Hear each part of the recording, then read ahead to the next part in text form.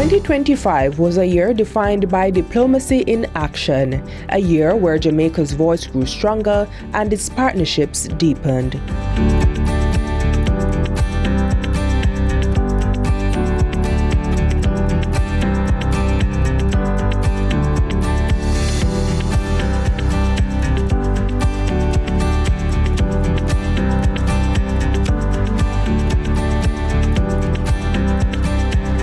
In March, Jamaica reinforced one of its most critical diplomatic relationships. Retired Major General Anthony Anderson was announced as Jamaica's ambassador-designate to the United States and permanent representative to the Organization of American States.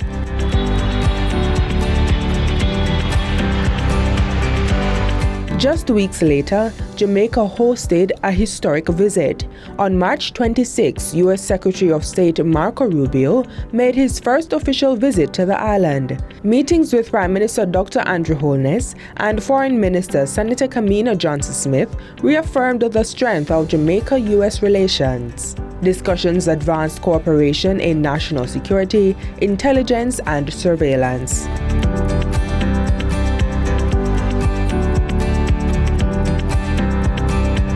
Protecting Jamaicans, at home and abroad, remained a priority. Cabinet approved the establishment of a National Technical Working Group on Migrants, chaired by the Planning Institute of Jamaica.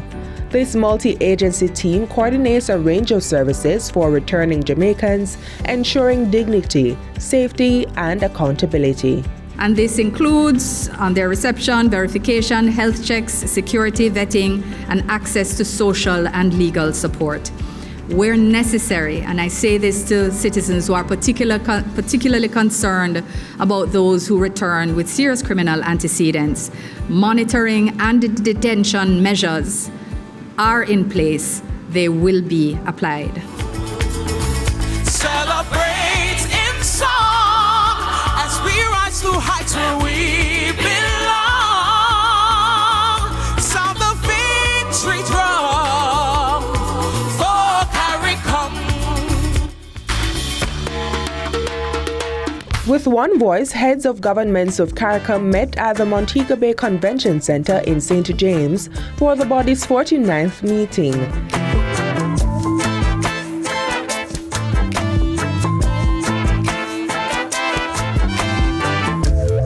Coming out of the conference that was organized by the ministry, Jamaica acceded to the partnership agreement between Caricom and Afri-Exim Bank.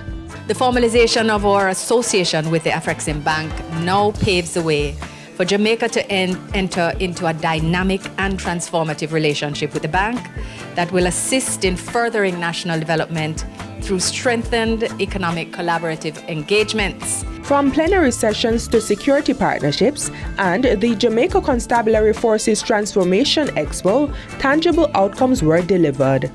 Jamaica's very own Justice Winston Anderson was also sworn into office as the 4th President of the Caribbean Court of Justice, CCJ.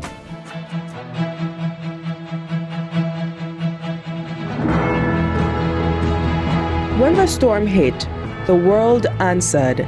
The conduit was the Ministry of Foreign Affairs, as its diplomatic channels and international partners responded swiftly and generously. The ministry facilitated support from China,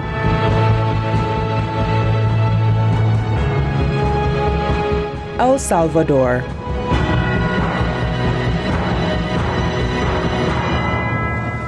They have come with generators, they have come with inflatable boats for where flooding occurs, they have come with pumps that get water and mud out of places that have been inundated, that need to recover from floods.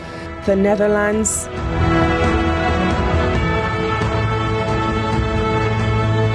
The delivery of assistance is one step in the relief,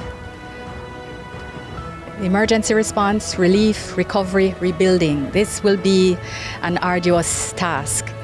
The humanitarian support, which is here to positively impact the lives of families that are affected, also needs logistics, and which is why this particular shipment is so very important. India,